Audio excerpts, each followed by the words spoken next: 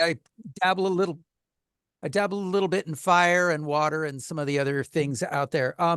And uh there's a I've got a couple talks going tomorrow. One of them's on Japanese knotweed. I've already talked to us a little bit about that. It is loose in Sonoma County, and I feel it's a little bit germane to what we do.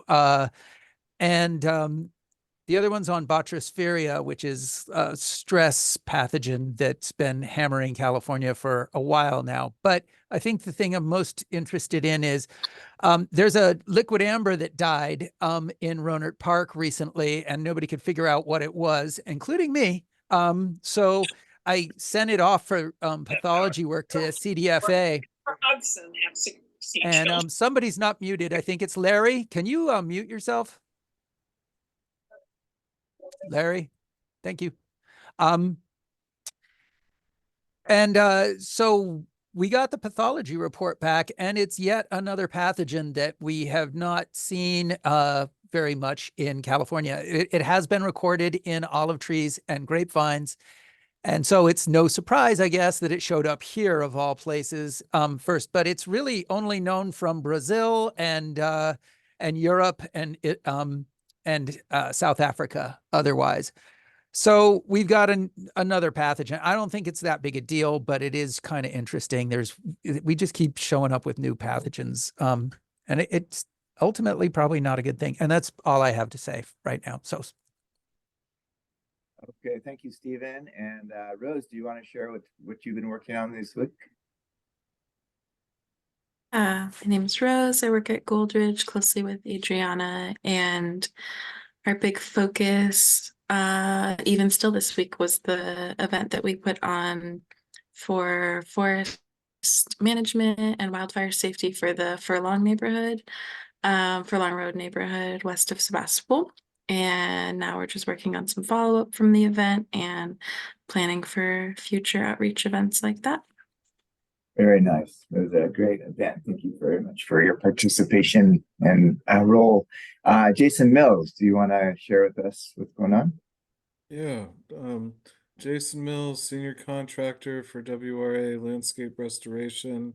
And just to tail off what Stephen brought up there, it affects contractors spreading these pathogens, especially when we're going into fuel reduction projects and areas that haven't been cleared before and using equipment that hasn't been properly sterilized. So, it's interesting. It came up at the CalIPSI conference, and we got into some details, especially in terms of like wildfire response and getting, fire equipment up there and how we're sterilizing that stuff with pressure washers and heat. And, as more money, pours into the county for fuel reduction, I think it's an important consideration for us to make. It seems to be loosely tracked, but, on the fuel reduction note, I guess I'll highlight a few projects we're really excited about coming our way.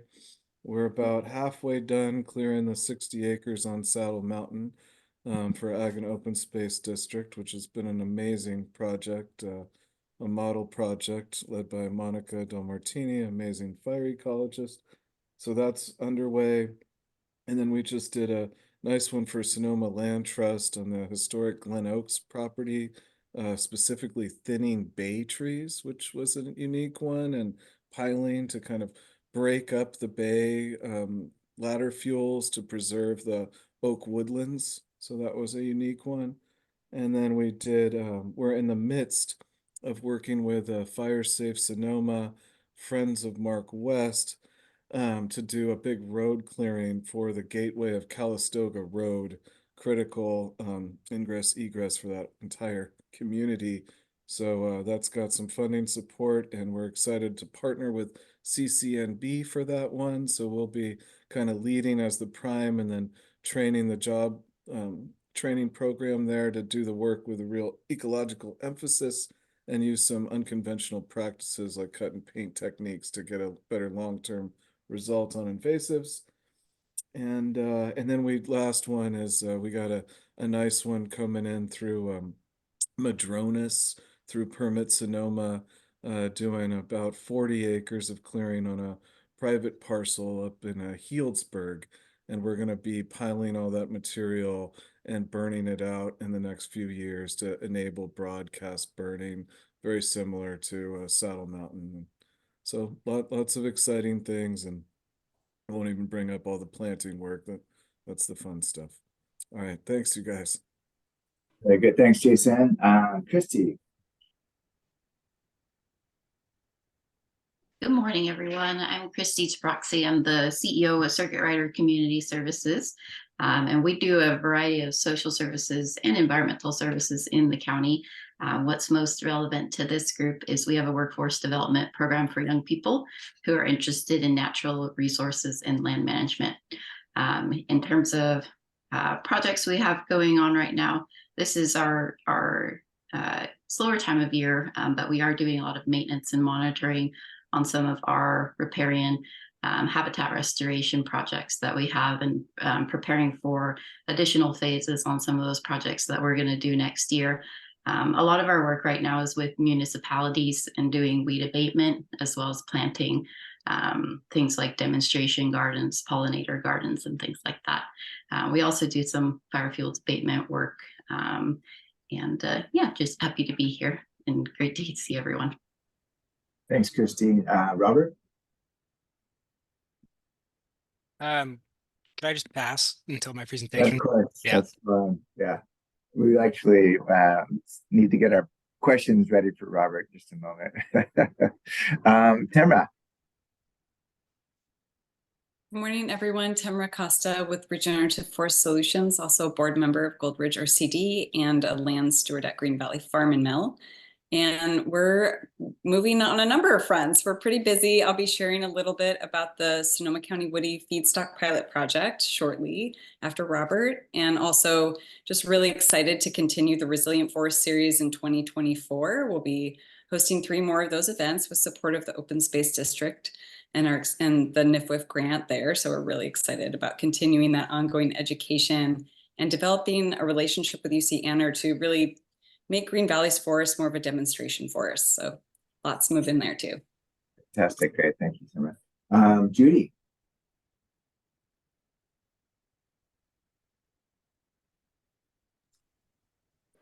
Well, we're busy right now putting our forest health grant together. We had a partner meeting on Monday, which exceeded our expectations. We weren't expecting as many people who showed up, but it was good.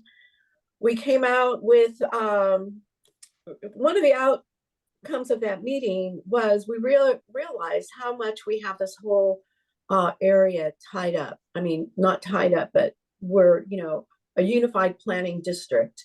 And, all of the partnerships are just building upon each other. Our partnership with Munis strengthened our partnership with the Wildlands Conservancy and the Jenner Headlands. We're doing this pine project, and it's bringing all of the communities together.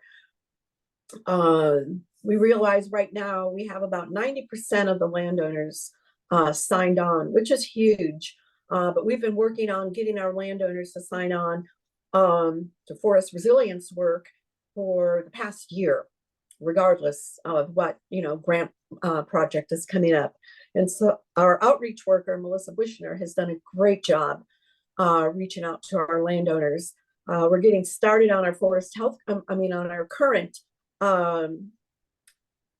wildfire prevention project with CAL FIRE. We're going to be reviewing all the contractor bids next week. This is the 3rd time we put it out. We put it out the first 2 times and it just came in so high, there was just no way we could work with our local contractors. And so we extended through Matt Green our reach, and we had bids coming. We have bids coming in from Santa Cruz to Ukiah, and 13 of them showed up to the field tour meeting, which was good. And we'll see what happens. What it did, though, is it gave us a pretty good understanding and some good resources for the future projects we have coming up. We're looking forward to working with Christy and Circuit Rider and bringing their work crews up here. They did work on Fort Ross Road, and we'd like to continue working with them and being a part of their training program. And we just finished our last of our 2024 speaker series. We call them our speaker series. We did a safe pile burn workshop with Devin Friedfeld last weekend, and it was great. All these landowners who came out and they learned how to to burn these piles safely. And it's interesting because so many people think that we've been doing this forever. Since the Creighton Ridge fire, we've been burning, but there's a big difference. There's a whole new fire science out there that I think was helpful to people who have been burning in the past, but are learning, just learning how to do this more safely. And this built on the workshop that we did last month with Fred, who came out and met with the landowners, talked to them about their forest management goals, and kind of designed the project. They made all the pile burns, and then we burned them. So our landowners were really excited about it, and different landowners are talking about assisting and working with other landowners on their properties. And that just really kind of tied in with Marshall's message on Monday, which was burn, burn, burn. And so we're looking at multiple burn units on our forest health project that we're putting in right now, where we may have not considered it earlier. But if we can get CAL FIRE to come in and do that with us and partner with us, we're excited about that. So we're moving forward, trying to build capacity here. I am going to be reaching out to some of you for letters of support, letters of commitment. I have a few of you targeted already with what we're looking for and what we need. And some of you are here. You'll be hearing from me. Thank you. Thank you, Judy. I appreciated both those events. The pile burning event was well attended on a beautiful day out on the coast. So, and then the meeting in Cazadero was really productive as well. It's having such great representation by different agencies that support that type of thing. So, as well as the landowners themselves, that was great. Fred, you're next. Hey there. I guess I'm just here to get my lumps from the environmental community for what I representing the foresters at a recent the tree ordinance, and I see a lot of people here to disagree with me, and I'll just leave it at that. Yeah, left. All right, thank you. And Larry Hanson. Yeah, hi. It's been a while since I've participated in the Sonoma Forest Group. But I represent Forest Unlimited, and we've been fairly busy doing a number of things, which one of them is consulting with the Guerneville Forest Coalition, which resulted in the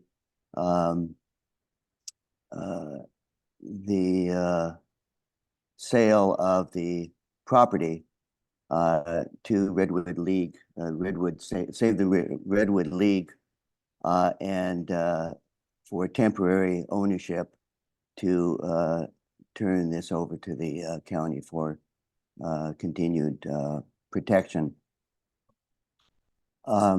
And then this coming next year, we will continue our redwood seedling planting.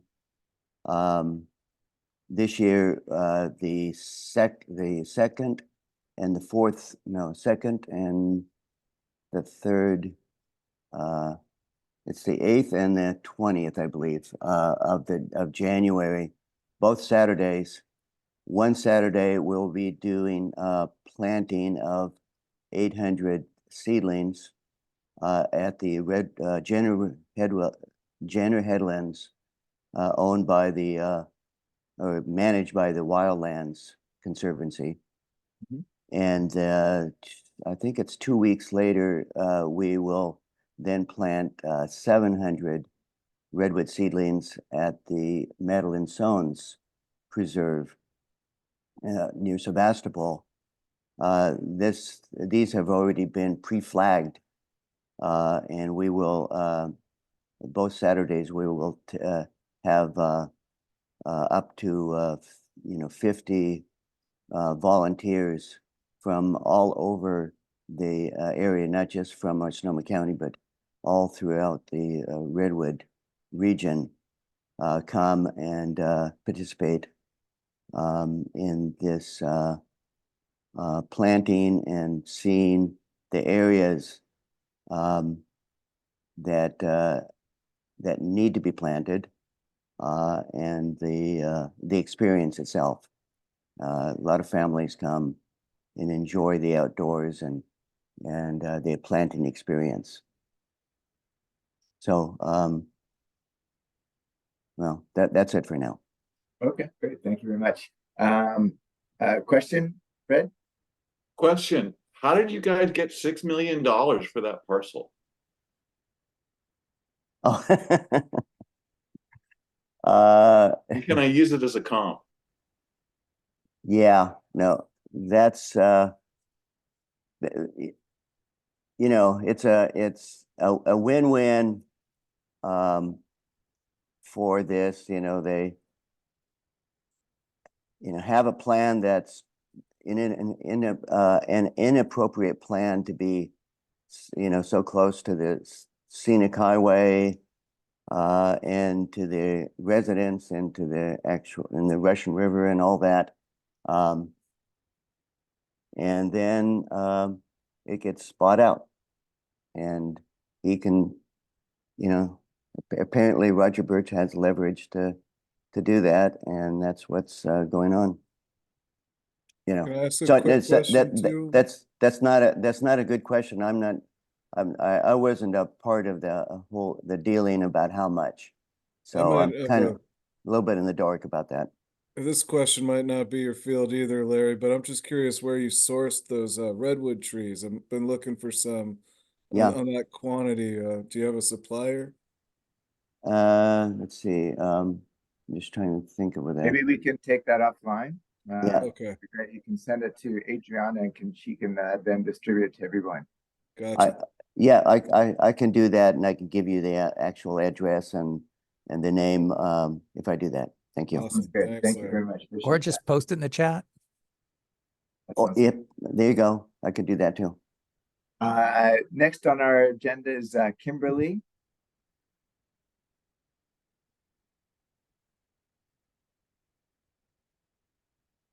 And then how about Jill? Do you want to report out? And maybe we can get back to Kimberly. Sorry about that. Okay, go ahead. I guess Kimberly first, and we'll go to Jill. Thank you, Jill. Jill, I'm so sorry. I'm very techno challenged, but anyway, yeah, I'm Kimberly. I'm working Green Valley Creek is kind of my pet project, trying to restore it and protect it, and been working over a decade on tree protection ordinances, because basically our tree protection ordinance were so antiquated, and it is kind of coming around, and we're getting some good changes, I think, and also it's kind of raised a lot of fear in people. So we're hoping that you guys take time to study it and realize, some of the good stuff that's in it, and help support protection of especially the oak woodlands. And most of the concerns aren't within county jurisdiction anyway. There's a lot of exemptions in the ordinances, and so we're hoping that we can earn your support, because it's so vital to the climate that we really manage our forest. I don't even like that word, but we don't just look at them as cash registers, and that we get them to grow long and old, and try not to cut them whenever possible. And maybe there's some burning that needs to happen. I've never been opposed to sensitive burning, but it seems like a lot of burning requires cutting first. And so maybe there needs to be a threshold on how old a tree is before you cut it down, or how young a tree, so we don't undercut all our efforts to sort of fight climate change. So that's kind of where I'm coming from, and appreciate all your work, you guys. Okay, thank you, Kimberly. Jill, you're next. Good morning. Jill Butler, representing Gualala River Watershed Council. We have just wrapped up our monitoring for the year. And now we'll be doing data entry on that work. And Genevieve and Jason Wells over at Sonoma RCD are putting words on paper for the Gualala River Management Plan. So that's kind of what's going on with us. All right, thank you, Jill. How about you, Adriana? Everyone has to meet the bar if they're. Hi. Yeah, so over at the Goldridge RCD, like Rose said, we had a one of our first workshops in the NIFWIF series that is separate from the series that Temra is doing. So Temra's workshops are all complementary and a part of this, but yeah, we had a kind of like a neighborhood meeting for Furlong Road, which is west of Sebastopol, just off of Bodega Highway. And it was a nice showing of landowners there who have a lot of questions about wildfire safety and forest management. They're in the redwood, in a kind of like redwood mixed conifer forest, sort of like the start of the really like heavily wooded part of West County, sort of on the edge of like the more urban and like agricultural development before you get into the woods. And so, yeah, they brought a lot of great questions. We had a good, I think, agenda that was kind of like split focus on like what people can do near home and then what people can do beyond the home zone to increase their fire resiliency. And I'm looking forward to working with our partners on providing more workshops in the future and kind of it's interesting we were talking about like how to sort of customize and make these workshops appropriate for each audience. Thinking about Judy's group, that we've talked about this a little in the past, I think, in this group about like 101, 201, 301. You know, Furlong Road is a 101, Judy's is a 401, you know, like, so we're talking about like just kind of customizing education for our audience and bringing everyone along. So that feels really good and looking forward to doing more of that. Also, individuals who are interested in getting incentive dollars for their forest management activities can reach out to me to get connected with our local NRCS office. We have kind of a new-ish pool of funding that NRCS has let me know that there's ample funding available for incentive dollars. So if you're someone who's interested in accessing that, please let me know and I'll get you connected. I think the deadline coming up is mid-January, and then they have another one in March. So pretty much rolling availability for those dollars. And those activities are, you know, stand improvement, tree thinning, brush management, planting. There's a whole variety of activities. So if you would like, let me know and I'll send you some more information. I think that's it for now. That's great. All right. Thank you, Adriana. And my name is Kim Batchelder, Ag and Open Space. I'm the Vegetation Management Coordinator for the county, managing the PG&E settlement funds and trying to coordinate the various organizations who are participating with, you know, in the county family, as well as all our valuable partners and various organizations. So probably the joy I get out of the last couple of weeks is been able to attend some of these great events, like the things that Judy has referred to. Temra is doing some really interesting things. And I get to participate on an occasion to be able to tap into some of that great experience. And it's been really fun for me to be able to attend a couple of those events this week. I was also at the event that Adriana and Rose mentioned in focusing on Furlong Road.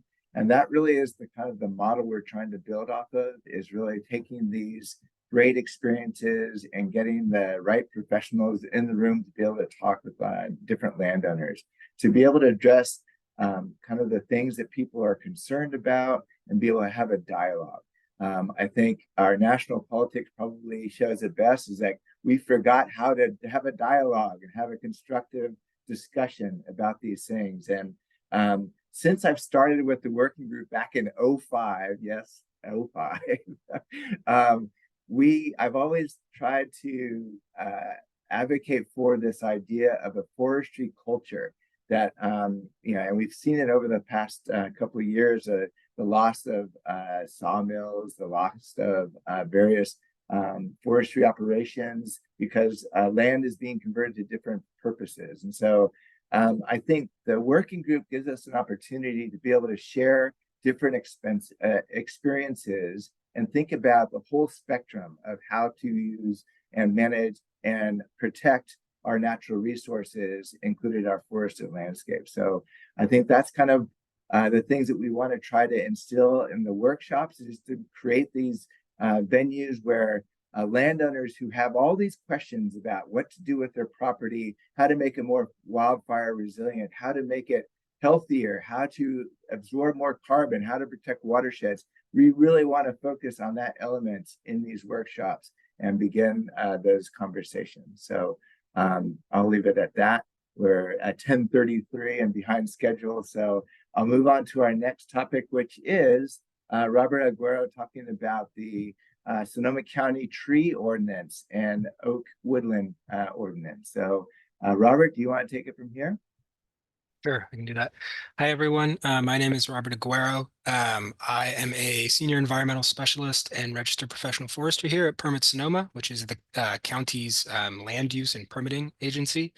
And so we have been working on updates to our tree protection ordinances and that are located within our zoning code, which is chapter 26 of the county code, and that's sort of what governs land use on private property in the county.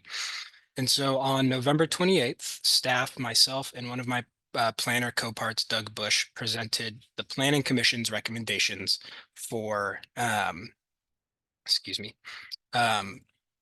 for updates to the tree protection ordinances, including the tree protection ordinance itself, the riparian corridor ordinance, and minor and major timberland conversion ordinances, as well as we brought forward a proposed oak woodland ordinance, which would establish a oak woodland combining district, and that would be nested within the Valley Oak Habitat ordinance in terms of structure within the county code. And so that ordinance would also be updated as well. And so basically at the heart of what was going on with the tree protection ordinance is, as it is written right now, it is a fundamentally permissive ordinance that applies only to discretionary development permits. It does not prohibit the removal of trees. Rather, the protection applies to trees that are retained on site. And so there's a long list of BMPs, construction standards for trees that are retained on site. But trees can be removed under the ordinance. There's no extra permit that is required. And there's a nominal fee that can be paid under the ordinance as written right now, or there's a replanting option for mitigation. And so that ordinance was written in 1989. The fees are based on 1989 values. And so the Planning Commission's recommendations included expanding that ordinance really to apply to any tree removal that could happen in the county, which sounds very jarring at first. But the reality is there is a long list of exemptions and exceptions that were then built into that. Let me pull up my list of them. So that would include health and safety, which would mean, fire risk reduction, defensible space, emergency operations, hazardous tree removal, stewardship and resource management activities. So activities that are undertaken as either some type of management plan, conservation plan, forest management plan, streamside conservation plan. That would be overseen by some or have some level of government oversight. Doesn't have to be the county, it could be a different organization. General forest management activities, pest control, agricultural crop maintenance, and then a broad property maintenance exemption as well. And so on November 28th, the board considered all of these ordinances and decided to not take action on them, but rather they continued the hearing to December 12th, so a couple days ago, and asked staff to bring back some revisions to ensure that there wasn't significant landowner burdens within the ordinances. And so staff refined the ordinances to make sure that generally most of the activities that a landowner would undertake would not be subject to the provisions of either of these ordinances. We also updated them for clarity and added some more just clarifying language within both ordinances. And then on December 12th, we presented those ordinances to the board. And then they decided to not take action on either of the ordinances. But they did adopt a moratorium on tree removal. So again, sounds scary, but the reality is the moratorium has quite a bit of exemptions and exceptions in there as well for forest timber harvesting, just a broad tree removal for fire fuel management. There's not really any criteria for that. So anything that falls under that belt would be exempt. Residential maintenance, life safety related tree removal. I can send this group the actual language of the ordinance. Let me see if I can pull it up. So let's see what else is in here. Yeah, evacuation routes and emergency activities, immediate danger, disease trees, utilities right of ways, trimming and pruning, fire safety, so defensible space, and then activities removed for fuel management outside of the defensible space. Any existing or previously approved development permits or land use entitlements. So that means if you had a permit that involved tree removal already in and deemed complete by the county, that's not going to be subject to it. Housing, removal of protected trees as a result of the development of by right housing. Timber harvesting, again, that's not something we can regulate. And then residential maintenance. But VESCO permits that would involve the removal of protected trees would be subject to the moratorium. So the moratorium is currently in effect, and that will be, and I think we're bringing it back 45 days from the hearing. So I think that's like January 26th to see if they want to extend the moratorium. So that's like the super long, or rather the super short of it. I'm happy to include the links to all the hearings and meetings and materials in the chat or send it to Adriana and she can forward it to the group. But really, I'm here to answer any questions that folks may have at this point. That sounds good. You're welcome to send it or share it in the chat, but I think it'd be more useful to send it to Adriana so she can send it to the whole group because it's always great information to have. Yeah. So yes, I'll go ahead and facilitate questions. If you have, please raise your hand or unmute and we can try to manage this. Any questions? Can't find the raise my hand button, so I'll just jump in. All right. Thanks so much, Robert. That was a powerful synopsis for sounds like a very complex issue there. You know, my thing is trying to reduce fuels with like habitat in mind, right? And so I kind of see a lot of destruction running rampant. So it doesn't seem like this is gonna curb any of that, right? Because it's kind of green flag for anything fuel reduction based. But basically my question is, I have a few, but one of them was I loved how that exemption in the first round that you prepared had pest control, right? Which I would assume is all invasive trees, right? And then, but I didn't see that reflected in the memorandum or moratorium. Okay. Is that the case? Has that been discussed? The native versus introduced tree as far as the ordinance goes? Yeah. So regarding the moratorium, we define it applies to basically what the ordinances would have done if they were adopted. So that would be preventing the type conversion of oak woodlands, which is defined in the ordinance, the removal of native oak trees within an oak woodland, and then the removal of protected trees at the proposed diameter limit of 6 inches dBH. And so we have our list of protected trees, and that is native trees. But again, also the fire fuel management exemption does not have any qualifiers on it. So I think regular, vegetation management that you may be undertaking that you're describing could pretty easily fall under that exemption. Mm-hmm. It's interesting, right? Because shaded fuel breaks is kind of what a resilient way to do this fuel reduction. So it'd be interesting. I mean, CEQA usually will dictate some sort of specs, but it would be nice if there was a DBH of Mhm. oak that was protected within a Mhm. fuel reduction project, you know? More of a comment than a question, Yeah. I guess. Thanks again. Yeah. Okay, thanks, Jason. Any other questions? Go ahead, Fred.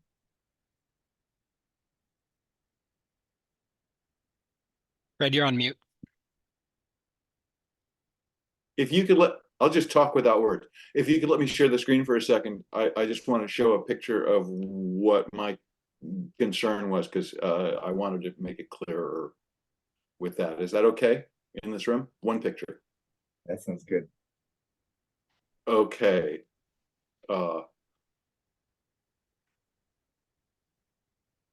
Hold shift. There. Can you see that? Yes. Okay.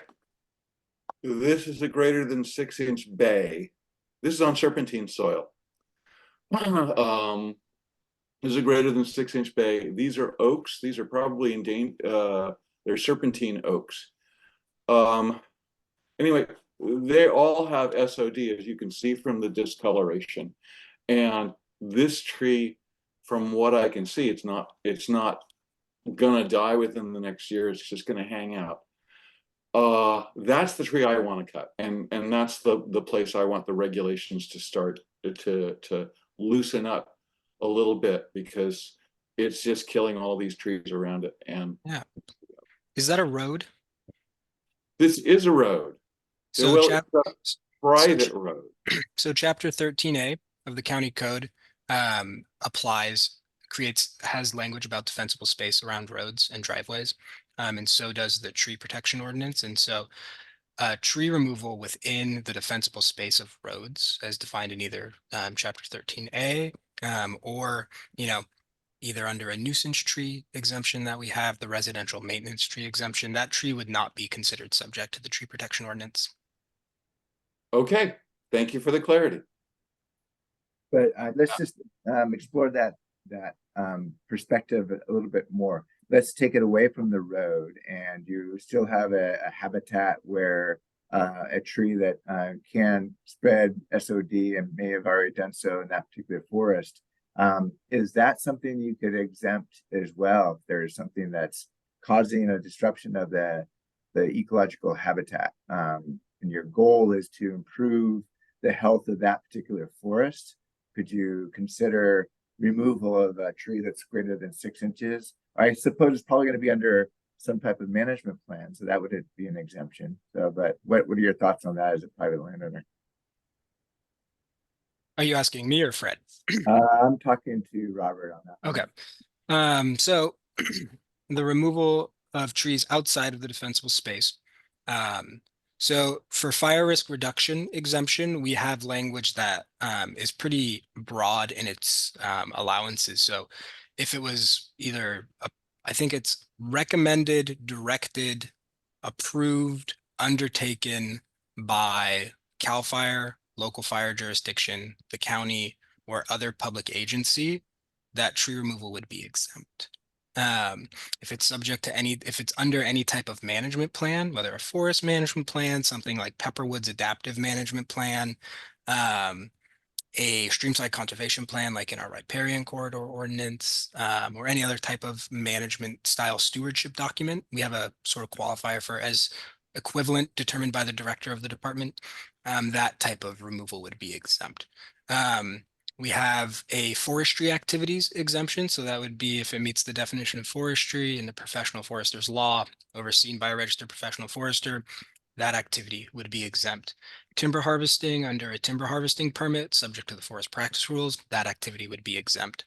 On RRD and TP zoned parcels, if it meets the definition of timber management as defined in our code, which is really just a broad generalization of any commercial or non-commercial forestry activities related to managing forests, that activity would be exempt as well. So for hazardous dead, dying, or diseased trees, if it's within the defensible space of structures, or within the striking distance of a structure, meaning if the tree fell and it could hit the structure, that's exempt. If it's outside of either of those distances and didn't fall under any of those other exemptions, the removal of that tree would be subject to a zoning permit, but would not require mitigation. And we would require either an arborist or a registered professional forester to make that determination. And that's language that is mirrored from our riparian corridor code as well. So that's a very similar requirement out there. Okay, good, thank you. Yeah. Any other questions? Yeah, I have one. Oh, go Adriana. Oh, it'll be a quick one. Do we need to file an NOE or any paperwork when you have an activity that's exempt? So when I say exempt, that's a good question. I mean exempt from the provisions of the ordinance. So that means it would not be subject to the ordinance necessarily, but in terms of a CEQA exemption, that would just depend on if CEQA applied to the particular project. Oh, yeah, no, I meant a notice of exemption for the ordinance. Right. So, So no, we do not require people to check in with us for exempt activities unless it required a zoning permit, for example. But the exempt activities that require a zoning permit don't require mitigation. And so that's sort of the differentiating line there. But no, we would not require someone to check in with us. It's more of if, you know, a neighbor or someone is concerned and calls our code enforcement department, they would go out and check, and then we would then have to, you know, see if it fell under one of the exemptions. And then if so, then it wouldn't be subject to violation. okay, thank you. I've got one more for you, Robert. Sorry to put you on the spot, but these are just my burning, yearning questions. You know, I see the oak woodlands going down right and left for development, right? So it seems like you tried to build in some language there to protect oak woodlands. Yeah. But you know, it's kind of tragic, right? It's just like new development. Oh, let's get rid of all the forest plants and re-veg with all the plants we pay for from Home Depot, and it just kills me. But anyways, I'm just curious, and I could see how that would be perceived as a big threat for, you know, progress and development to try to, you know, account for the destruction of the oak woodlands. But how about heritage trees? Yeah. Were we, Yeah. So isn't in it just both a small fine if you go chop down some gigantic heritage tree? Isn't that where we're at, 1989? Right. So as the ordinance stand, or sorry, as the county rules are written now, our heritage and landmark tree ordinance is it's a voluntary ordinance. And so what that means is you can nominate a tree of exceptional quality or character to be included in the list of county heritage trees. We have less than 100, I think, on them. It may be less than 50. Wow. And so the removal of those trees then requires a permit. But then there's exemptions and exceptions related to that as well. But basically what happens if you nominate it, you get like a plaque and it goes to the board to be recognized. So it's more of like a voluntary opt-in thing. What the tree protection ordinance and the oak woodland ordinance both do, and this was a recommendation of the planning commission, was the removal of trees, of either protected trees in the tree protection ordinance or oak trees in the oak woodland ordinance that are greater than 36 inches that are not exempt from any of the exemptions within the ordinance would require a use permit. So that is a discretionary permit. And then for redwoods, that diameter limit is 48 inches, recognizing the fact that redwoods grow faster and bigger. So that's sort of like the big trees language that's built into the ordinances. So big tree removal could require a use permit if it is not exempt from the ordinances. Fantastic. Awesome work. Yeah, Robert, we really appreciate all the work that you do on this. This has been a labor of love, right? It's a labor. Yeah. So Robert, I got another, so thank you again. I was really interested in this and unfortunately I had to take a call. It always happens. Did you, and so I apologize if you already covered this. Are there species exemptions in the new tree ordinance list?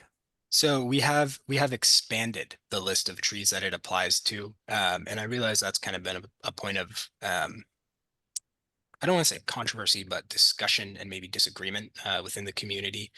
So the original ordinance is written right now applies to 11 protected tree species. And the ordinance as proposed under the Planning Commission's recommendations has expanded that to 31 species.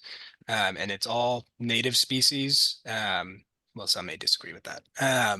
But I mean, it's really just like the broad list of trees that could naturally occur in Sonoma or natively occur in Sonoma County.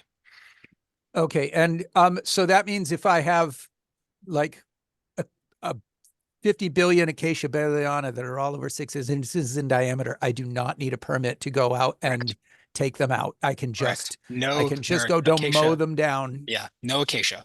And where is that list of trees? And you mentioned some people may disagree with that. It's very interesting. If you go back 25,000 years, liquid amber straciflua was native to California. So what are we calling native? Native as of us researching what is considered native to Sonoma County as of the writing of the ordinances, based on, general what we found online and consulting with local ecologists. So what are the questions that you had? You're like, some of these may not quite, I'm just curious what the So, I mean, controversial trees are. It's not necessarily disagreements about whether they're native or not, but we have had folks concerned that, bay is on the list of protected trees, and Douglas fir is not on the list of protected trees, and tan oak is not on the list of protected trees. And the discussion about, those three, it's really those three species. And then I was talking with some of the foresters at the CLFA breakfast this morning, and, conversation about knobcone pine came up. Knobcone pine is on the list now. It's not on the original list, but it's on the current list. And so discussions about whether those trees should or should not be protected has been a major discussion point. It was in the Planning Commission hearings. And so I think that's what I mean when I talk about there's been, discussion and disagreement about it. Well, thank you for that, because I'm really grateful to hear you guys had that discussion. And given what you've reported out, I'm feeling a lot more comfortable with this tree ordinance already. So I appreciate it. Thank you. So you're not including eucalyptus this year, or? I did not. All right. No. Well, thank you, Robert. Really appreciate your willingness to come online and share your thoughts on this. I know it's been a long couple of weeks on following up with a lot of different comments and questions. So really appreciate all the work you've been doing on this. And we still love you as a person, and thank you. Regardless of policies you write. Thank you. I appreciate that. All right. So turning our page to a completely different perspective, Regenerative Forest Solutions has been working on a project called Sonoma County Woody Feedstock Pilot Project. And here to share her thoughts on how that program is structured is Temra Costa. Great. Hello, and thanks for having me here today. I'm going to share my screen and just walk you through an overview of our organization, which is a relative newcomer to Sonoma County. So let's just pull it up.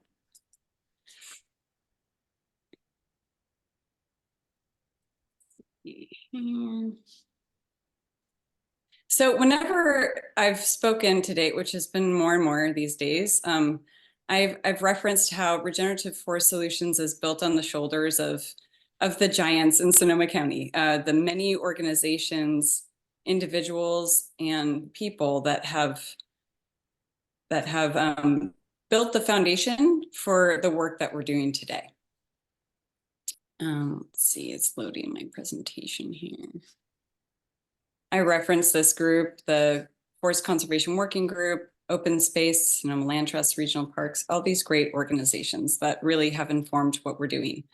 As I mentioned previously, I'm a co-owner and steward of forested acreage here in Sonoma County in the western part, and have been working with the landscape on a very personal level, and then also thinking bigger scale for how could we be of service to our community in a more regenerative way. So our ecosystem of projects, just to give a brief overview, is carbon and climate, ecology, education, and wood products. We're very interested in filling the niche in our community about how to create viability for ongoing ecological forestry work in the county into the future. After the funding cycles have run out or there isn't funding available, we realize that there's a real need to create some sort of capacity for our community to continue this work for the long haul and for generations to come.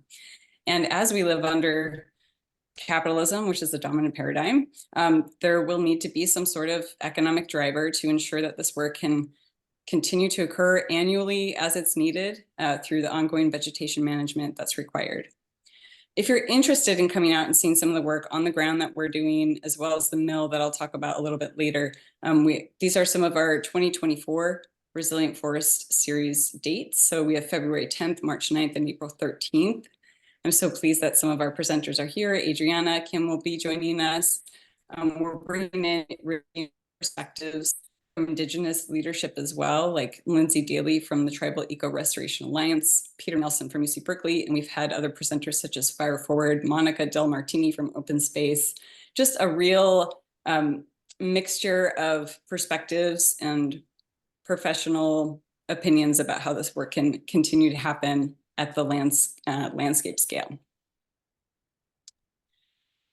So this is kind of our thinking, and these are all real photos. These aren't, they aren't stock photos here. So this is kind of the process, right? This is my partner Jeremy in the forest with Colby. We're taking care of a downed tree. These logs are redwood logs from Jenner Headlands that Fred helped bring to the property for demonstration. This is a small diameter mill that we've set up at Green Valley. And then here, these stools are some finished products. So this is like the full farm to table approach, but the forest to wood product approach that we're looking into to ensure that ecological forestry can happen again into the future. And I apologize to any of you that will be on the Vegetation Management Technical Assistance Committee this afternoon, because you'll be seeing the same presentation. So feel free to check email or do anything else at this time. I've made a couple of different versions of this kind of this perspective of what our work is seeking to attain. So we have tree work that needs to happen. We have all these stakeholders that we need to engage. We really believe in the need for utilization of the trees and of the biomass for multiple uses. We're essentially talking about taking a waste product, which the larger scale forest management projects are having to pay disposal fees for right now. So we're not talking about encouraging additionality to the work. We're already dealing with a waste stream that's being produced through healthy forest projects throughout the county. And then market development. So we're looking at what kind of products can be created. You all are well aware, and this was a slide that I presented at the Forest Innovation Summit in San Francisco, and that Kim provided me with this wonderful image on, is that we have some challenges for Sonoma County. So it's highly parcelized. We have limited facilities to process wood. You know the issues. That's why we all meet together, right? So the answer to this has been to look at a countywide level for the Sonoma County Woody Feedstock Pilot Project. We're really pleased to have been selected through North Coast Resource Partnership and the Watershed Research and Training Center as a sub-regional pilot for the Governor's Office of Planning and Research. So they've given us a very small grant to produce a feasibility study over the next year about the viability for really creating an economic driver for how we can utilize the material that's coming out and ensure that this work can continue into the future. So just a brief overview of this. Our state has been very progressive in thinking about what to do with biomass in our forests. I heard a quote at the summit that there's 100 million bone dry tons of fuel standing in our forests that currently need to be removed because they're dead, created fire hazards, or dead through pests and disease. And that CAL FIRE has a stated mission to treat 1 million acres a year. And the EPA is saying that really we should be looking at treating 2.5 million acres a year in the state. So with these numbers at large, like, we know that there's a huge amount of material that is in the forest that they're saying needs to be removed, and that it shouldn't all be burned, right? We are consumers of wood products in this county and in the state and in our lives every day. If you look around, I'm sure there's a wood product that you're sitting on, that you're living in, that you're utilizing each and every moment of the day. And so these are things that we all use. And right now we're outsourcing those wood products to other communities where the environmental regulations aren't as stringent And so we really believe that we could be utilizing more of this material. So the pilot is really exciting. It's bringing together a multi-stakeholder working group that's going to be working with us throughout the year to design a feasibility study. So the study itself is going to be looking at what kind of entity do we need to create to help make this a reality. So there will be a new organization, ideally, that will be created in the implementation phase if we're successful, that will either be a joint power of authority, a community service district, or a multi-stakeholder cooperative. So we'll be figuring out which entity type to choose.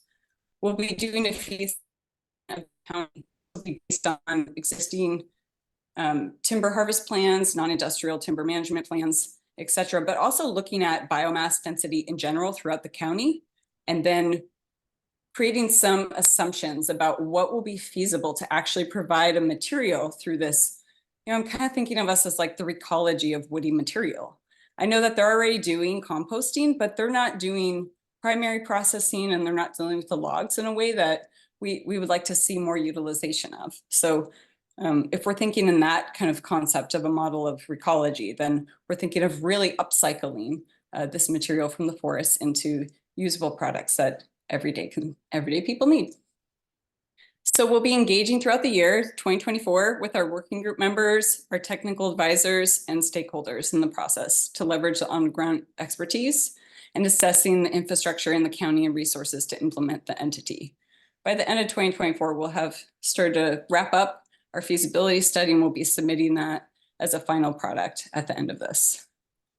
So some of the recommended activities that we're looking at are on the right-hand column, and our desired outcomes are also there as well. Like, we really do believe in the active stewardship and management of our forests to not only improve biodiversity, increase multi-age stands, increase fire resilience and community safety, but also water quality and quantity. So we're very excited about the stakeholders that we've brought together to date through our governing bodies. So here's how we're structuring this. We have staff and consultants. That's me. We're working with a facilitator that used to work with Ag Innovations, which is a great facilitation organization. Anais Morris is my colleague, and she's a support staff member. Jeremy Fisher is doing research on biomass and wood utilization, and WUI Inc. will be supporting us on our feedstock analysis of the county. We have working group members, and we're in the process of affirming commitments by all of these people listed. So just because their name's on there doesn't sign them up automatically. We're still waiting for confirmation, but we did have our kickoff meeting in the last 2 weeks. So there's a list of the great people and organizations that we've done outreach to, and we're still open to considering additions to this group.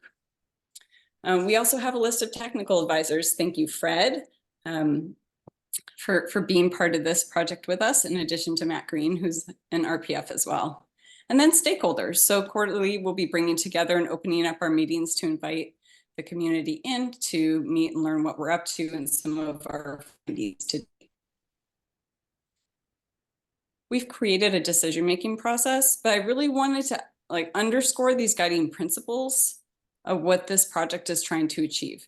The County of Sonoma has been looking at how to utilize, or they've been thinking about, vegetation management and forest management on such a large scale, and I've seen it in numerous reports, creating a viable wood products economy has continued to surface over the last decade or so. So this is our first step to trying to make this a reality, because we know that a lot of the mill infrastructure has left the area due to a lack of this feedstock supply. But if we can provide a public service and a community service through this aspect, then we can also create ecological baseline for operating this entity. So we're not recreating the timber harvest era again. So yes, so these are some of our guiding principles. Don't need to get too into the weeds of both of you. Let's see, did I skip another one? Oh no, and then just I want to outline some of the things that we're working on. So we'll be meeting monthly starting in February of next year and working through essentially creating this feasibility study. We'd be very excited to share more and get your feedback on certain aspects if you're interested in weighing in, and are just really excited to be doing this project for the county. It's really in service to the viability of this work and ongoingly. As a forest land manager, there already isn't enough funding for our work here on the land. And we were turned down for a grant we applied for, and we are combining with our neighbors and working to get other people on board. But, you know, it's just like, how much time in a day do you have to really fulfill this need for aggregating and bundling the different landowners? And so that's why we're so appreciative of the work of Goldridge and all the investments that Kim is making to make that more easy. But this entity will also be able to potentially help service in that function as well, because we do have high parcelization for our county. So that's why I wanted to share into the Sonoma County Woody Feedstock Pilot Project. We'll call it the pilot for short, because that's a mouthful. But yes, we're excited to be digging deep in here, and look forward to hearing from you all on your thoughts and how you might want to engage. All right, thanks, Temra. Are you willing to take a few questions? If any of the folks want to ask any Yeah, questions? absolutely. Please. Or maybe stop sharing and we can see everyone's lovely faces and hands raised. Yes. Thank you. Thank you. Any questions, folks? I guess I'll throw some out there. So, Is you know, that it seems to Jason out be there? that the people with the forestry equipment who are set up to, you know, process timber are pretty aggressive with it from my experience, where they'll cherry pick the bigger trees and go mill those, which is kind of counterintuitive to, you know, actually reducing ladder fuels and letting those bigger diameter, less ignitable trees still provide shade. So, you know, I see this where the thinning isn't so much a thinning, but more of a selective harvest for the most valuable trees. So that's a concern I've seen in the field. And then another looming thing is these post-fire stands, right? Where there's just endless Doug fir. And it would be great to harvest that timber, right? Across Sonoma County, it just seems like such a win-win. And I've heard it's not viable after the second winter, but it still looks like it's standing to me. And so anyhow, those are some things from the field to report back, I guess.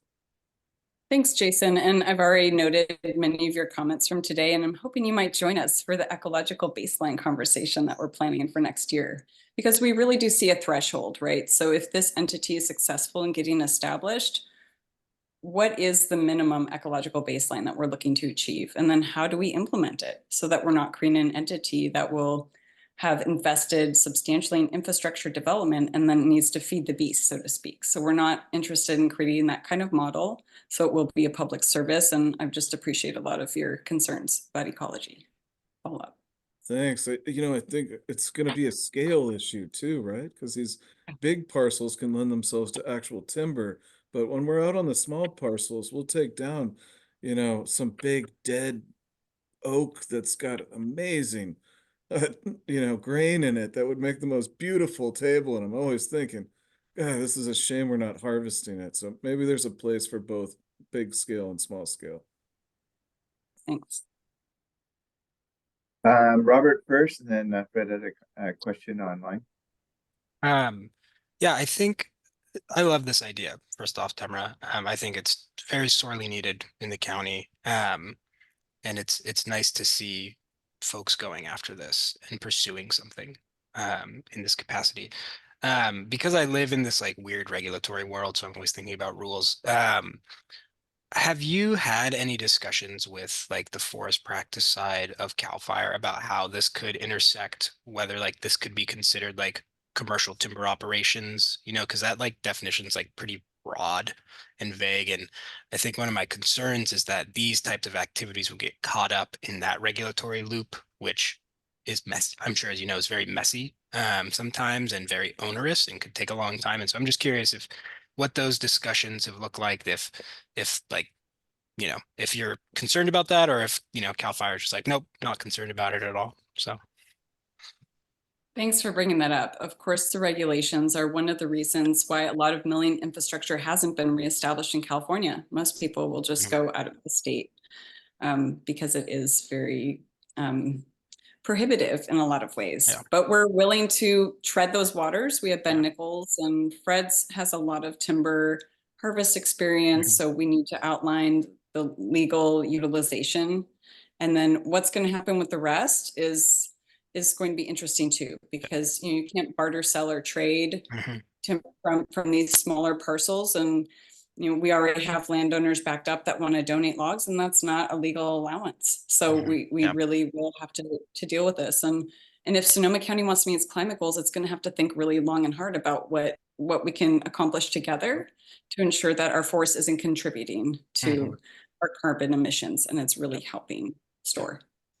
Yeah, but I'll probably be talking to you at some point too, I imagine. Maybe. Larry first, and then Fred.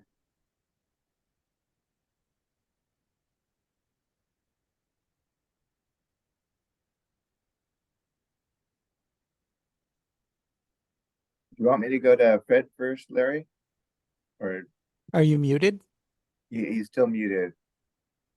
Yeah. There you No, actually, I didn't hear you. I thought Fred was going on next. So I'm a little bit bothered by the term woody feed aggregate. And the use of the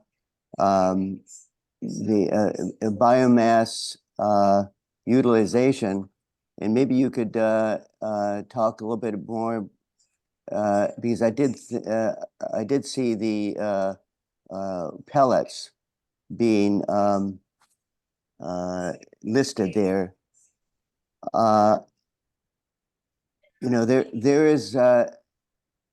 There are entities out there, Golden State being one of them, that are trying to set up a huge facilities for pellet production, and utilizing the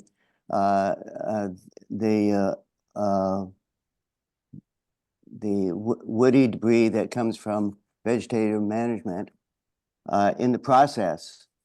So here you go with pellets being created, and manufactured, transported, cut down, and then most of that will be exported, Right. and then burned. So this is a listing that and is a big concern. The other concern about wood products and whatnot is developing these industries that typically industries need to grow. That's how the capitalist market works, is that you grow these things. So will the tail wag the dog in this case? You'll be looking for more and more vegetation to be taken off in the forest for that reason, instead of for trying to, I hope, reduce catastrophic wildfire, and not trying to, you can't do any fire, but catastrophic fire should be the goal. And when you talk about catastrophic wildfire, you should be talking about wind-driven wildfires. Are you opening up the forest for more wind to move through? That's the biggest factor in catastrophic wildfires. And opening up the forest for sun drenching, drying out, more vegetation, the import of invasive species to come in, and other things that what Jason was talking about. So Thank you, Larry. it's a complex thing, and I think that sure. these need to be really evaluated seriously before opening up that Pandora's box. Yeah, I appreciate your comments, and I share your concerns about creating industry around a natural resource. We've seen and experienced what's done in the past, taking our redwood biome down to 4% of its original footprint along the North Coast. These are things that we're not interested in recreating. That's why our name is Regenerative Forest Solutions.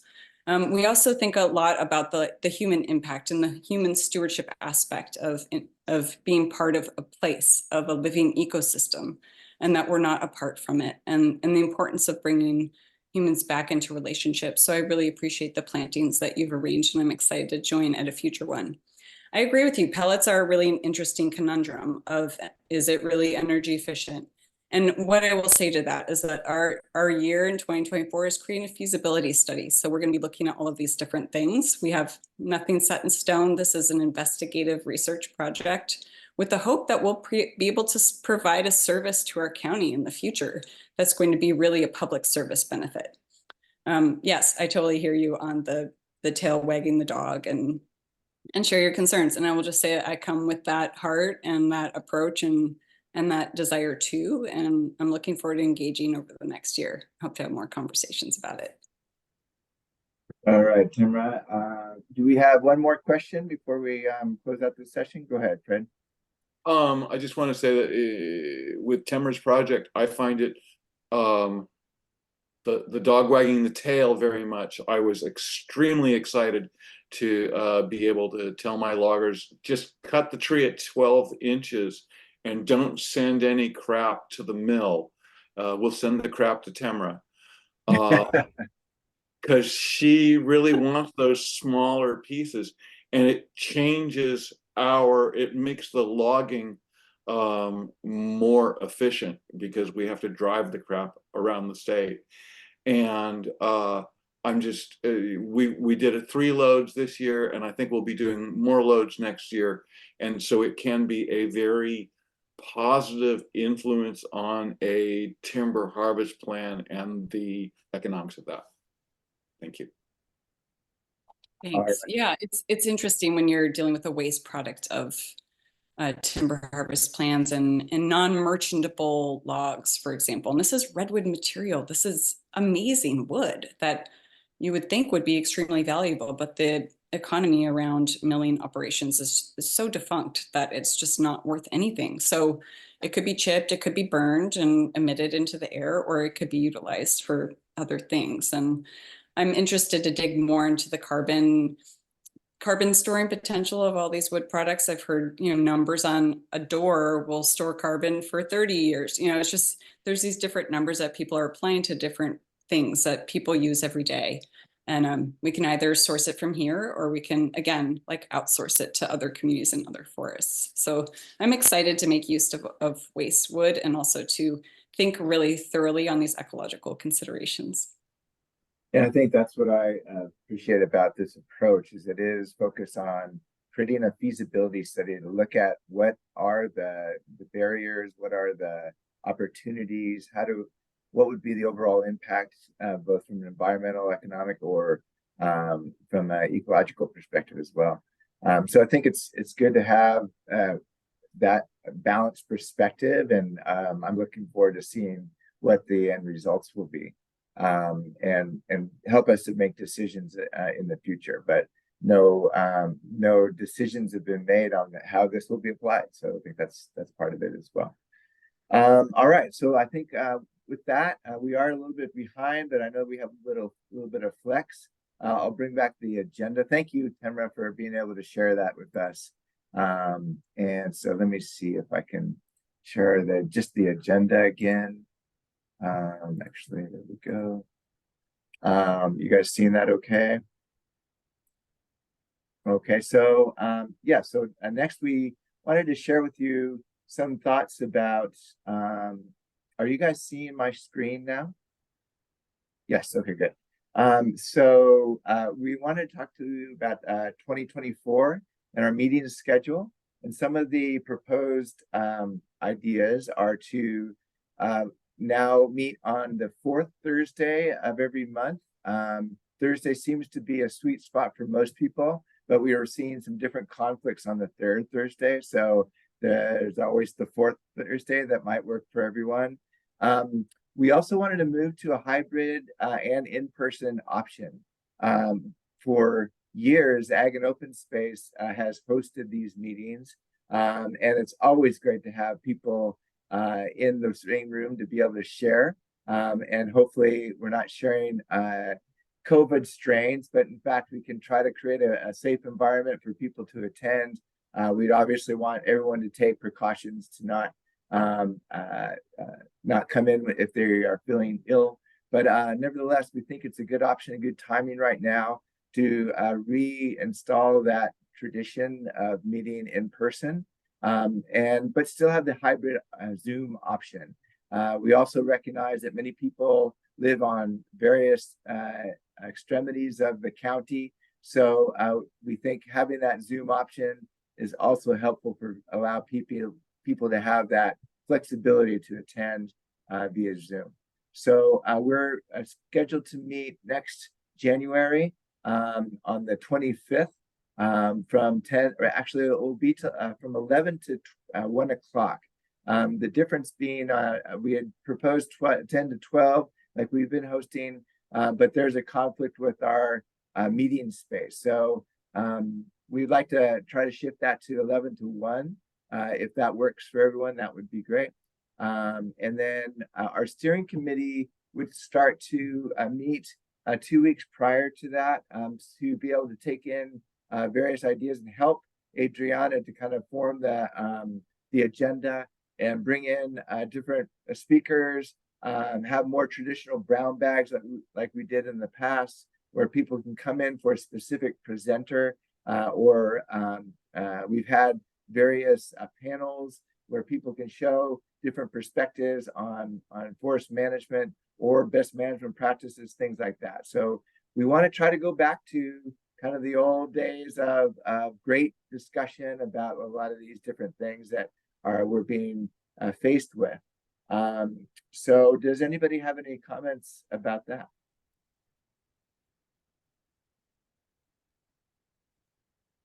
I have a question for Sonoma RCD. I thought that your board meetings were on the third Thursday of the month, but I just checked your website and it looks like they're on the fourth Thursday of the month.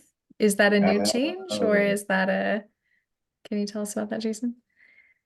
I don't usually attend them, but I think they've always been on the fourth Thursday.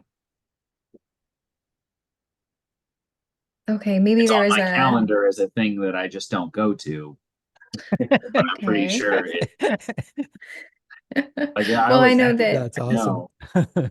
Ron usually the most and important thing is just that I know that our executive director, don't try and talk to them that day. They're busy. right. Well, that was one of the main impetuses of switching it to the fourth, because we'd heard that the board meeting was on the third Thursday. So why don't we investigate that? We will be the third or fourth, and we'll get back to you via email shortly. I think you may have gotten bad information on that.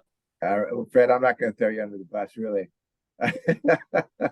I like it here. That's why I spend most of the time here. Good deal. Do everybody agree that 11 to 1 is still feasible for everyone? We always try to keep the same structure with 30 minutes in the beginning of the meeting to share different updates. It's always some of the more valuable time for people to share things that are going on. And then we try to pick up good speakers during the course of the time.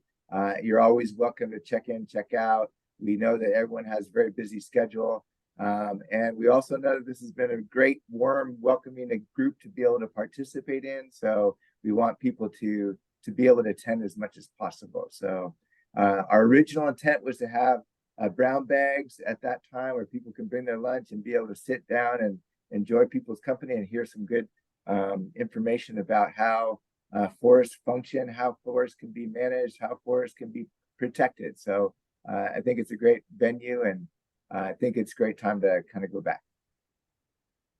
So on that note, I guess if the fourth Thursday does work better for some, I mean, is there anyone that it doesn't work well for? Because I know, Temra, you just said it works better for you. So I'm just thinking, would people be okay if we did switch it to the fourth Thursday? Just since I have you all in the room. No conflicts? Doesn't really matter? Well, I mean, our board meetings are at 10 o'clock. So. Oh, so that would be a problem for Fred. Yeah. Oh, yes. Okay, never mind. My bad. I see. Okay. Maybe we'll keep it on the third Thursdays. And hopefully that still works out for everyone. Okay. All right. When Thanks. is Goldridge's board meeting? It's on the third Thursday, but in the afternoon. In the afternoon. Yeah. Oh, got it.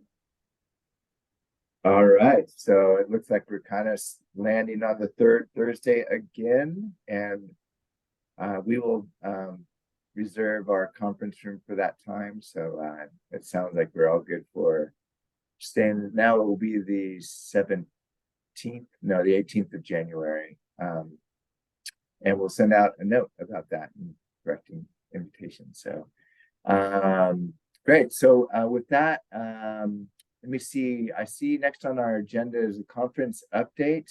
Adriana, do you want to take the lead on that discussion? You're muted still. Sorry.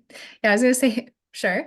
In our last steering committee meeting, we were talking about kind of returning to the conference and thinking about how we have been following up with attendees since then and having that be sort of informative to our work for 2024 and what we want to get done.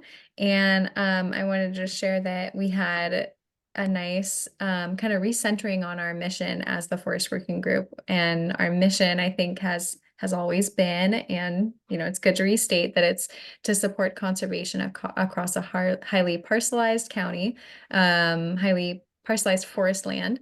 And this means empowering private landowners, which usually have pretty small acreage, and coordinating the service providers. So the conference was definitely on the side of empowering private landowners to do what they can do on smaller parcels. And then oftentimes I feel like these meetings also do a lot to coordinate us, to coordinate service providers, of which there are some in the room, and we have a mix, of course, of membership. But so I just was appreciative of the steering committee kind of like holding that, the duality of our group, and then thinking about like how we move forward on our work plan for the next year. There were suggestions to offer up partner events, brown bag lectures, field trips, workshops, and to have the topics of those events address the topics of interest that came from conference participants when we surveyed them. So I guess I wanted to show you that list and sort of get your thoughts on what sort of topics and speakers we might want to have for our brown bag lectures next year, field trips, etc. Also wanted to take comment on which organizations are already educating on these topics, and if they're already doing it, we can just advertise those existing opportunities and not duplicate. So I'll share my screen here so that we can look at this list together. And 1 second.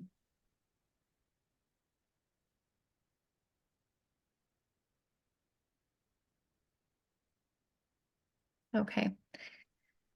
So these are attendee goals. Attendees were surveyed at registration to find out what their goals were for the conference. So we see that there's an appetite for these things. I think ChatGPT helped us organize them into themes, which is an interesting application of new technology. Easier than us doing it ourselves. So main themes were connecting and collaborating, learning about forest and land management locally, learning about fire mitigation and fuels management, learning about funding. And then there were also topics that people felt like they wanted to learn more about that weren't, they as they were exiting the conference, they felt like they still wanted to learn more about these. So still interested in management practices and planning. Long list there, collaborating, learning more about traditional ecological knowledge and how to apply it, funding, and then that was it. So I figured we could go through what people said specifically they wanted to learn about, but I think it's nice to just kind of keep those bins in our minds and get your feedback on any existing educational resources that we might want to just know is out there coming up in the new year. We can point people towards these things.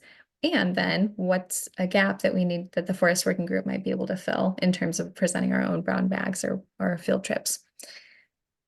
So I can just go through a couple of these topics. I'm not going to read the whole thing because it is rather long, but in terms of collaborating, people are interested in connecting with their connecting landowners and organizations together, getting a stronger working relationship there, meeting people in their own neighborhood, learning from other practitioners, collaborating with regional partners, which I think would be like land trusts, CAL FIRE, open space. And as far as learning about forest and land management in Sonoma County, people want to know more about best practices. They want to know more about fire ecology, different techniques, oak woodlands specifically. Let's see, cost-effective land management strategies. And let's see, a few of those are specifically called out, like grazing. Learning about fire mitigation and fuels management. So getting assistance on conducting prescribed burns, learning about fire mitigation techniques, reforestation in fire affected areas, proactive fire prevention planning, etc. It's all kind of in the same theme. On the funding side, people want to know about financial assistance, how to apply for grants, how to accept and manage incentive dollars, looks like. And so, and then I think that these are pretty much like a little bit of a repeat, and they're longer form responses, so I won't really go through all of those, but just on what I've said so far, I wanted to just kind of survey you all and see like anyone already doing outreach on these topics that we can point people to. And I'll stop sharing real quick so we can see each other. Well, I can say that Sonoma RCD, we currently have a few grants where workshops are a deliverable. So more than happy to attend or help with putting together workshops about really any of those topics that were mentioned. And I guess if you are looking for resources, the one that jumps out to me is that Fire Safe Sonoma has been having their speaker series. I gave a whole presentation on like wildland fire and how like fire works, fuels management, and so. Nice. So that's and maybe available. that's up recorded. Yeah. It's recorded. Oh, right. Awesome. Any others? Well, I am interested in hearing somebody talk, but I'm not sure this is pub stuff for the public. I'd be interested in hearing somebody come talk. This is that, you know, the statements that were made earlier about opening forests, making them more prone to fire. That's very, very controversial. And I've heard a lot of academics refute those statements.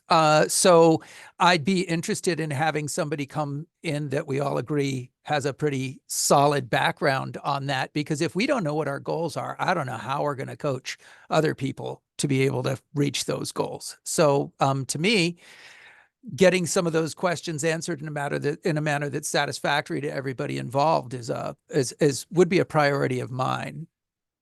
I think that's a great example of a topic that is going to help us service providers do a better job of communicating to the public, and maybe downstream from there we can also have like a landowner focused presentation on that topic. But I feel like it might be good even just to start with for us to have sort of like a focused conversation with a researcher who can help us understand that better.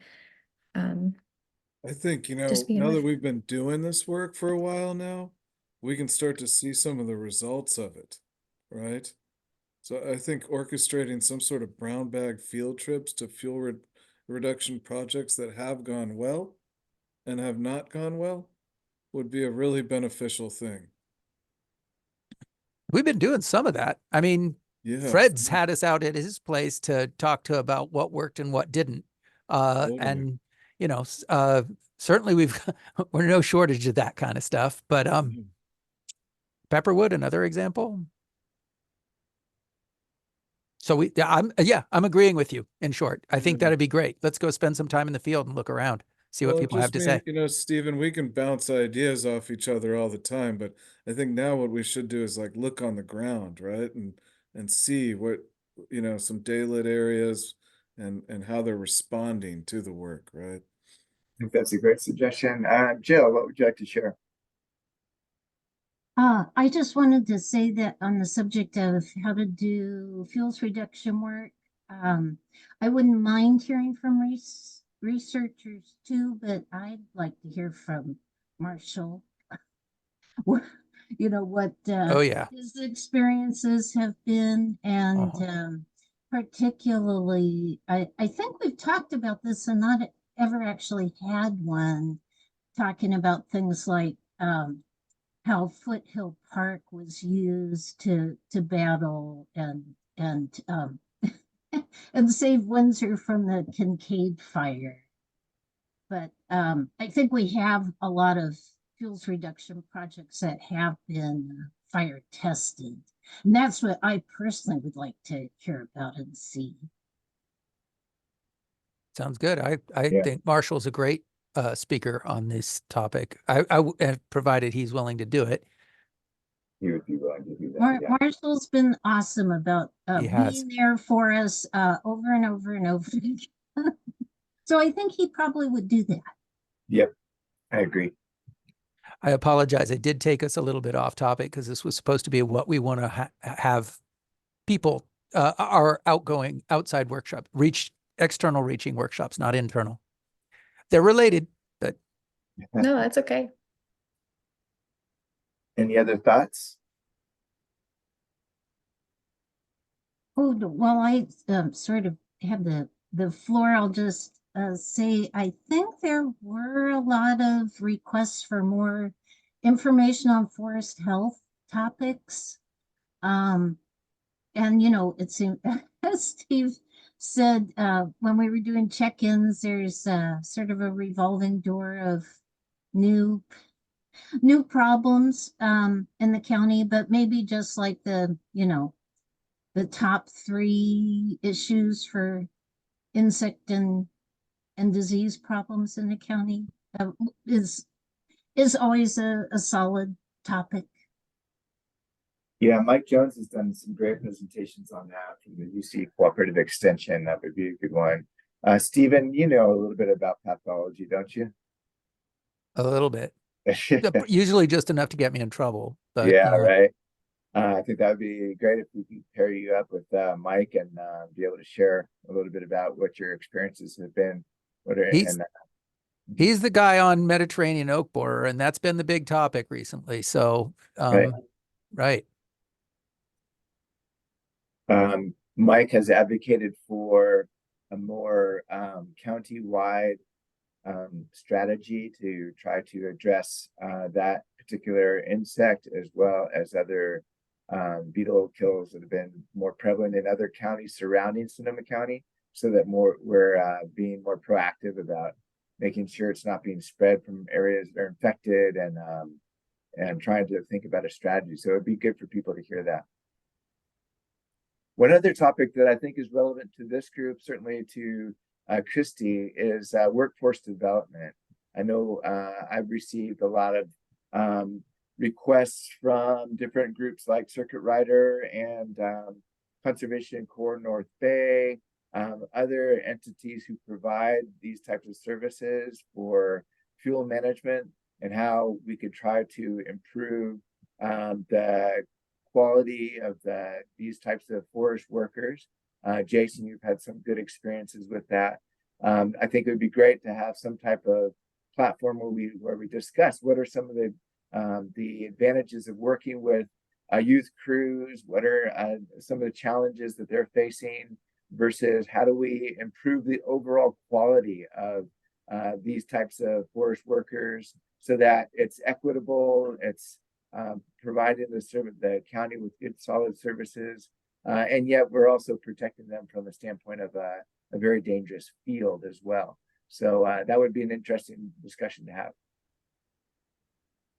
That's a really good one, Kim. Thanks for raising that. There's I forgot the fellow's name, but he's Sonoma County based, and he just did the research out of MIT on the living wage for Sonoma County, and he's now trying to use that for on the ground workers. And it he gave an opening plenary at Cal Ipsy, and it was like all landscape workers should be earning $35 an hour to make it in Sonoma County, and the room was just kind of in shock. But it's like, yeah, that's what it takes to rent these days. And if we don't want our workers to suffer, how do we arrange the budgets to enable people to live well and do this good work? So that's a really poignant subject. And I'll bring another one, Kim. I don't know what would be most effective, but on the subject of workshops and upcoming opportunities, Jason, you might be able to help out with this one. Anya from Sonoma RCD is now guiding post-invasive or post-fire invasive plant control projects on private lands to be done in 2024. So it's an awesome opportunity. So I don't know if we should invite Anya to speak to the group or how you see this, but I did just want to raise the topic. Yeah, Adrienne is on that one. We're gonna have, hopefully maybe January would be a good time for her to report out on how that's going. Perfect. Yeah. Awesome. Yeah, I want to just say like that's a good example of a partner who was already planning on doing outreach on a related topic. And I'm sorry I didn't facilitate myself very well. I was kind of hoping to gather like input from you guys about who's going to be doing stuff already, and then okay, who's that, and then what do we need to do to fill the gaps that are remaining. And I mean, Devin's not here today, but I know Pepperwood is always doing excellent field trips, workshops, so I needed to check in with him about their calendar. But yeah, and it's okay if we go back and forth on like what you want to learn about, who you want to hear from, and then also like who you just remembered so and so said that they were going to be doing this or that. Sonoma Ecology Center, I'm sure will be doing handbook workshops. That's something we can tag them for. What else? I mean, we're going to be doing, between the RCDs and Ag and Open Space, we'll be doing a series of workshops on like general forest resilience kind of basics. I mean, like I had said earlier, we're going to kind of cover like basic principles up to more specific needs depending on the community that we're serving and what they want to learn more about. So we'll be designing several workshops. And one of the advantages of that, and is to focus on local conditions. And the other factor to that is seeing is believing in the field and getting a sense of what's happening on the ground. And so in most cases, we'll try to do a field component of during those local workshops where like the last one that we had planned that we postponed was to do it at Monterey Redwoods Regional Park to be able to visit and see what a shaded fuel treatment is like on regional parks land. We could do something similar at Ag and Open Space for local communities and landowners like Upper Mark West at Saddle Mountain to see the work that Jason has been doing on the ground with Monica. So I think those are all great examples where we try to combine some field component with those resident experts who are on the ground dealing with the conditions, be it oak woodland, mixed conifer, a wide range of habitat types. Yeah, totally. I just thought of another one too that has been coming up, which is and I think it's relevant for a lot of folks throughout the county, and that's defensible space within the riparian corridor. So Robert, thank you so much for the guidance that you send me that's been published by Permit Sonoma. I was thinking it might be good to work with Fire Safe Sonoma to go and do sort of like a near home workshop for folks who live right on riparian corridors to better understand the kind of defensible space that they're allowed to do around their home, and how, like, some examples of people who have done it well. I was looking at the guidance that's on Permit Sonoma's website and thinking it would be so cool to have a visual guide that kind of like makes it easier for the layperson to read, because I think some diagrams would be super helpful and available online. Like, we don't have to reinvent the wheel, just, a couple pictures of what ladder fuels look like, and what's a okay level of duff versus like too much, debris on, like, flood debris, and how that needs to be taken out, but leaf litter's fine, just some visual aids to help with that kind of thing. I thought could be a fun small project that could help with that specific topic. Maybe we can talk more about that offline.